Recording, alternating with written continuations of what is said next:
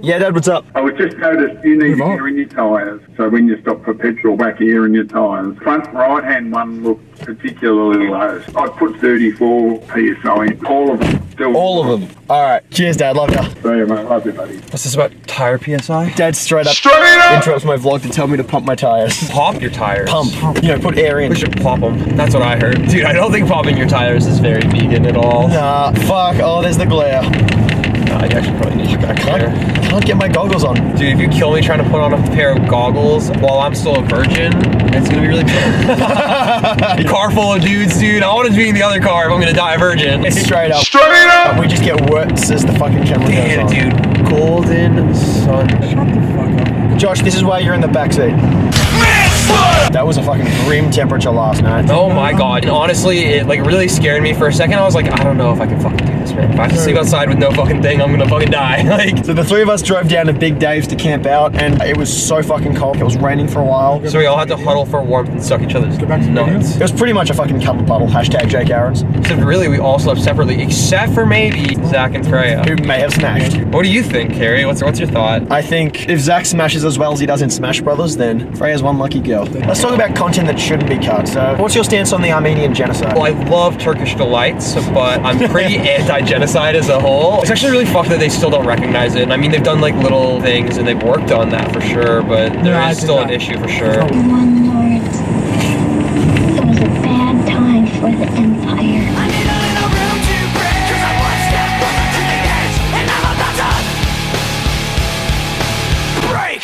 You just see me dropping it. So we actually fucking found Pringles in packets yesterday. Yeah, disgusting. That's really straight not up, okay. just ain't right. Straight up! It just ain't right. If Pringles aren't in a tube, are they even Pringles? Yeah, it's kind of their whole thing, right? Yeah. When you were in the States, how did you rate fast food? As a vegan, obviously. As a vegan, okay, straight up, Straight up! I fucking love Taco Bell. Like, Oh, dude, I fucking hate Taco Bell. really? Yeah, I really like, don't like Taco it. Bell's shit for you, but like good for me. Is it really that good vegan? Does it make you feel like shit the next day? Me, no, but like keep Yeah. in mind, if it's Yeah. vegan, I can eat anything and not feel sick. That's 'Cause true. I'm just a pig like that. It's not even that it makes me feel sick, it's just so gross. It's like bad amounts of meat and cheese. Like, I don't even know what they would have there vegan, but I didn't know Taco Bell had edible vegetables and beans and shit. My usual diet when I go there is like 2 or 3 spicy potato soft tacos done fresco style. So that's like they take off the cheese, they take off the Sour sauce, cream, yeah. and they put on pico de gallo. Oh, I love pico. And a bean burrito with no cheese or any of that. A Yeah. packet of cinnamon twists, and just I'll get a soft drink and then taste all of it and refill all of Oh, it. yeah. The Mountain Dew, man. Mountain Dew Baja Blast, yeah. And also, you guys have White Castle. They Yeah. have like veggie sliders, fried green beans. Like, White Castle's underrated, man. It's not everywhere. It's kind of small in the States now. It's like on its way out, I feel. you can't find it in California. In Chicago, you can. More Midwest, I think.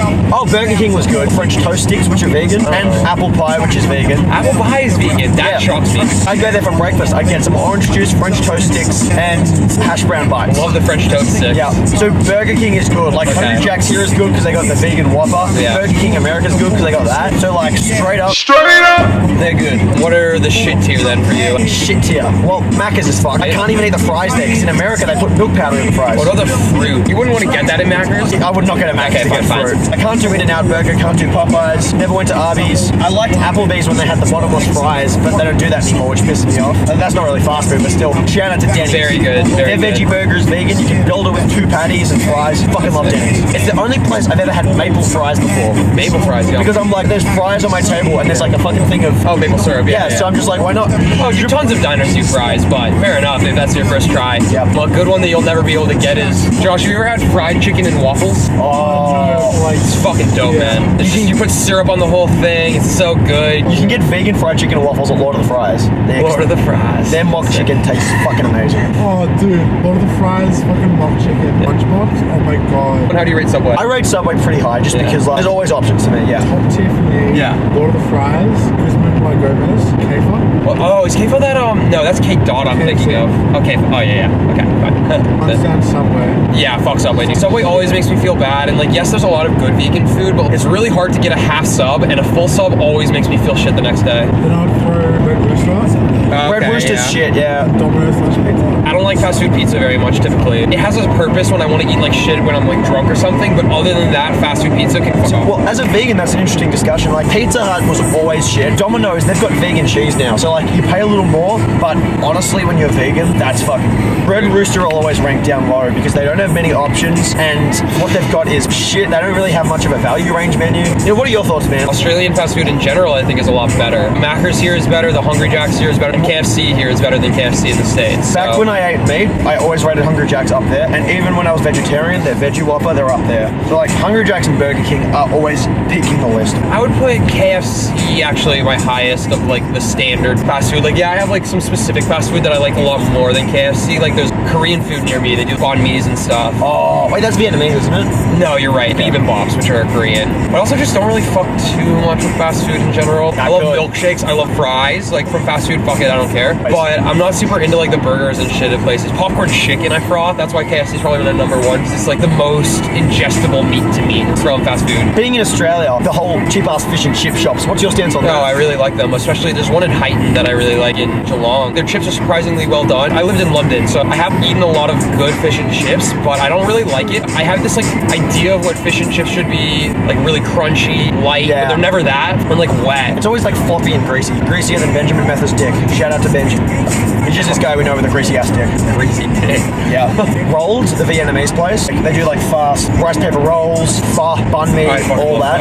Really fucking good. I really love schnitz. Oh, I like schnitz too, actually. It's good like if you go there, but if you get it for like Uber Eats, it turns shit by the time it's home. You have to go to the restaurant. Like, is it just like the really full stacked parma? Yeah, it's like capsicum mushrooms and shit. I did like the one with everything. I got like the most expensive parma I could find. Like, Parma. On it, Parma, Georgia Oakley, thank you. Yeah, it's Parma. It makes sense because it's Parmesan. I was up in Brisbane and everyone was calling it Parmies, and there was a voice in my head saying, Harry, don't start shit, Harry, don't start shit, because when you start shit, you will burn it down. Should have started shit, bro. Just call me Firestarter. You saw how fucking aggressively I tackled the Palmer argument at Hayawenta. Adam trying to bitch back at me, calling me scum and all this stuff. Man, you guys got really heated about that, and I didn't really necessarily understand it. I was just sitting there like, what the fuck is wrong with Adam just had an ego that bruised like a peach. To be fair, I have a very weak ego too. You have the guts to admit to it. I literally switch sports based on my ego. If I'm in the States, I play rugby because like nobody's good at it there, and like I am, and so I fucking get a nice ego boost. And if I'm in anywhere where people actually play rugby, I have to play ultimate frisbee, and then I'm pretty good at that compared to non-people in the States or like my specific small liberal arts school. All sorts is massive exercise in self-masturbation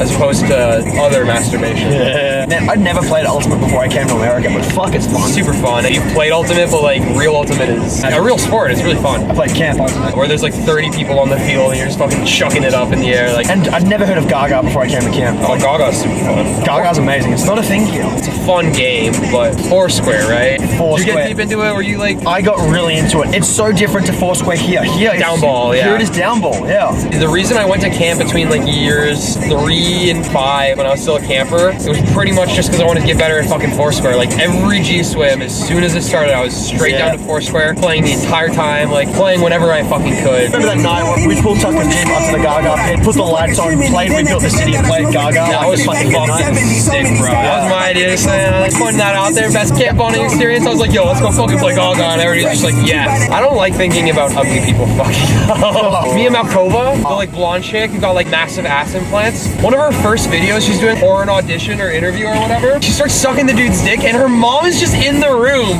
and they're fucking like cringing at each other. He's like, "Are you sure you don't want to leave?" She's like, I'll stay," and she's like fucking putting her hands on her eyes and stuff. It is hard to watch, man. It's sick. I'll drop you a link. Fuck. Do you know who Desi Fox is? Nah. Desi Fox is a MILF performer, and her daughter is in porn. They're the first actual mother-daughter team to perform in porn together. No, like, dude. Imagine being in the same room on camera, getting fucked while your daughter's right there. Your actual daughter. Even worse for me is a lot of people have a fantasy of fucking twins, right? Identical twins. Yeah. But they never seem to think about how fucking weird it is that those identical twins who've grown up their whole lives together, fucking each other just for your benefit. No, but like you're so hot, man. Like they just want to do it for you. Like you're great. Like fuck. Like, what the fuck? Oh, this is where my sister went to school. Cranbrook, dude. That's school. Cranbrook? Yeah, that's a private school. That's a private school. But I know something about you. You went to Cranbrook. That's a private school. What's the matter, dog? You embarrassed? This guy's a gangster. His real name's Clarence. Frankie went to Cranbrook, and Frankie lives at home with her parents, and Frankie's parents have a real good marriage. Do they? No, our parents are divorced, like, very tragically with Frankie in the middle of it. And then B, Cranbrook's a boarding school. Frankie, I'm so sorry, man. And she boarded there, like... Shout out to Frankie, though. She's a sick gun. She's alright sometimes. Whenever she comes to hang out with me, some little bitch, doesn't even hang out with her own brother at camp. Man. Too busy getting that puss. Although, I gotta respect the pursuit of the game, Frankie. It was just like her Instagram said. She was always on her way to fuck your bitch. I think my favorite memory of Frankie was that time we were out on the boat, and I was paddleboarding past her. She just turned and fucking munted out a purple stream of Mike's Hard Lemonade. Movies. What do you rate higher? Marvel Cinematic Universe or Star Wars? If you had to pick one. Star Wars. Star Wars? Straight Okay. up. Straight up! Is there anything you'd pick over Star Wars? Anything at all? Expendables. No, wait. No. Expendable? What the fuck, bro? No, okay. What the fuck? Star Wars is the greatest movie series of all time, in my opinion. I grew up on it, watching it Fair, again and again. Replay value is amazing. I love Star Wars prequels. I think they're fucking sick. And that's because I watched them so much as a kid. I loved them. Yeah. I was completely obsessed. But when I look back at it, they're like pretty hard movies to watch. You know, there's some sick scenes and there's some good stuff, but they're not like objectively good movies. If that's enough of nostalgia for you, like Avatar's got that for me, like The Last Airbender, which is my favorite piece of media ever created. Yeah, but everyone holds Last Airbender up above Star Wars prequels in terms of literary quality. Even I will. The nostalgia still holds true for me. And honestly, The Phantom Menace I still love. I'm annoyed by Jar Jar now, and I don't think Jake Lloyd is amazing. I don't blame him. It's Dude, there is that like half-hour fucking pod racing scene, but it's kind of really sick, bro. No, It's the a pod kinda- racing's killer. But the midichlorian. You can retcon the midichlorians into making sense. Like, it's not the midichlorian that determine your force sensitivity. It's something that's found in force-sensitive people. It never didn't make sense to me. It's just a poor way to build a universe, man. You just destroyed any mystery in the Force. The Force is this like sick central thing about Star Wars. He's like, it's determined by your midichlorian count, and it's like genetic, but not really genetic enough to be interesting. Remember when the first Avengers came out and everyone was like, okay, we've seen all these amazing superheroes, now they're gonna all be together in the same film? How cool is that? For me, that was the Expendables, because I grew up watching Stallone and Jason Statham, Schwarzenegger, Bruce Willis, all those action films. And then out of the blue, Stallone's like, yeah, we're gonna put us all together in one film, and I'm like, Fair, what? okay. And then they made a trilogy of those films. The second one is one of the greatest movies ever made, hands down. That's the reason I have that tattoo. For me, my favorite Avatar, maybe like A Song of Ice and Fire. Honestly, I'd have to put it superhero movies, not Avengers necessarily, but the whole category of superhero movies. Like besides like maybe like Dark Knight Rises and like a couple other like really stellar ones. Yeah. They just don't speak to me. They're all very samey. The action scenes don't really turn me on that much. And It's the same narrative over and over. pretty Yeah. much. Occasionally they'll break ground. Like even Logan was conventional, but it broke a lot of new ground with how gritty and dark and violent it was. Yeah. Whereas like Dark Knight, it broke new ground because it wasn't a superhero film. It was a crime film with a superhero protagonist. yeah. I'm trying to think of more overhyped shit. I feel like that's more interesting. Overhyped any DC film except Shazam. Are they really hyped? I feel like everybody knows DC films are shit at this point. No, because I still don't know why people like Wonder Woman or Aquaman. Yeah, that was a shit movie, man. So shit.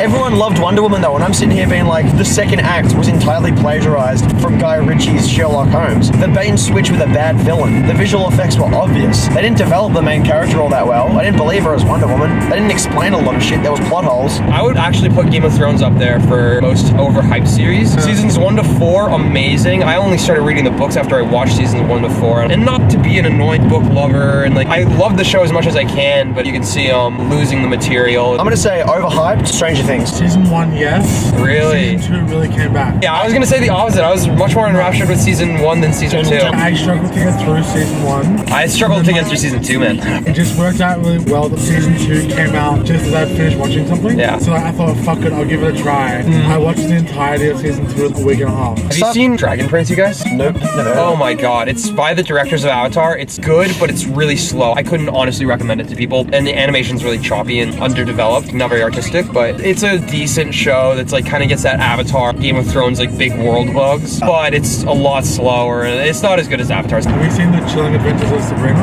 No. I haven't seen the new Sabrina Really yet. good. I like old Sabrina, but I'm not against checking out new Sabrina. No, it's fucking really good. Another show, The Sun, with Pierce Brosnan. Oh, I like Pierce Brosnan, Really yeah. good. Early 1900, the patriarch of this old West family. It's pretty good. Yes. And then in the same sort of line, Damnation. And it's a Netflix show again. It's fucking really good. Right now for me, I'm watching Curb Your Enthusiasm and Mr. Robot. I'm loving Curb Your Enthusiasm because it reminds me of Seinfeld, whereas Mr. Robot, it just feels like autistic computer nerd Dexter. It hasn't really gotten to a point where I'm interested in seen it enough yet. I am currently finishing up Better Call Saul because I've gotten a season behind with it. It's pretty good. I don't like it as much as Breaking Bad. Other people say it's better and shit, and maybe if I was watching closer and like staying more up with it, but it's pretty good. It's got like all those Breaking Bad thoughtfulness and like great directing, well thought out characters and shit. This Is Us. It's an American TV drama. It's actually surprisingly good. I don't like really keep up with it constantly, but like my mom and sister watch it, so I kind of like do it just to have things to talk about with them. And it's surprisingly good. It's like pretty touching. We're watching Deadwood in preparation for the movie that's coming out later this month. Oh shit, I need to get on Deadwood if they've got the movie coming. Yeah, I hear it's good. And then I'm also watching Scrubs. I've never seen it all the way through. Really? I love Scrubs. I love Scrubs, man. Show. I'll watch a full show like Scrubs or like It's Always Sunny, and even if I'm paying attention, I just don't remember shit like that very well. But if I read somebody's name on Facebook once, and I'll never forget it for the rest of my life. Like, to be fair, if you forget It's Always Sunny, that's a good thing because you get to rediscover it. It's true. A mate of mine actually put out status recently saying, if you could rediscover a movie, video game, book, and TV show, what would it be? I said TV show, It's Always Sunny in Philadelphia. Book, Ready Player One. Movie, Rocky Balboa. Video game, Paper Mario: The Thousand Year Door. The density of the story in that game, the creativity, originality, all that, just phenomenal. I've never played a turn-based game 6 times, but Paper Mario: The Thousand Year Door just did that to me. Ready Player One / The Rhyneman Exchange for book, TV show. Breaking Bad movie was Training Day. Video game was The Witcher 3. What would you say for those? Movie, potentially Big Fish, or maybe like Groundhog Day or Zoolander. I'd probably go with Big Fish just because it's Tim Burton, like that right level of absurdism that like really tickles me and makes me interested in things. It's still down to earth, really relatable main character, just in a very weird world. Really interesting, like visually, a lot of cool colors and stuff. I just really like watching that movie. It always gets me. For show, probably Avatar: The Last Airbender. Maybe do Steven Universe. I really fraught that show. It's really good. It makes me happy all the time. And like, besides its fucking shit release schedule, it's just super on point. Every episode is really funny. Like, I just really like everything they do. Great writing team, I think. A lot of people give shit to the animation team, but it's kind of similar stylistically to like Adventure Time or something, but a little less consistent. But I like the writing better, and it's a little more central storyline. Might have like Malcolm in the Middle up there. I really have like a fond spot for that show. I really do. That show was a big part of my childhood. I really love that show, man. I love looking back on it now with all that Bryan Cranston has accomplished since. Well, I would do Still Life with Woodpecker. I've reaffirmed that it's my favorite book. Finished it on the way back up here, but it's about outlaws, philosophy, how to make love stay, and pyramids, and it solves the problem of the moon and redheads, and like it's just really absurd, amazing. It's fiction, but like set realistically, super good. I would recommend it to everybody. And the other one that would get a maybe mention, The Secret Life of Trees, and it's just about how trees live, think, feel, and it's all very scientific. Game, man, that one is fucked. Impossible Creatures. Think like Age of Empire, and instead of random units like swordsmen, spearmen, you get to create your army with like 70 or 80 or 200 animals that they have, and you create ant cheetahs for your level 1, and your like level 5 is a fucking sperm whale gorilla, and like you get to choose which parts it gets, like build the army. It's fucking awesome. It's so much fun. Why play Age of Empires when you can fucking build your own animal unit? Imagine rediscovering Battlefront 2. Not the fucking new EA games bullshit, but those wrist rockets. Yes, dude!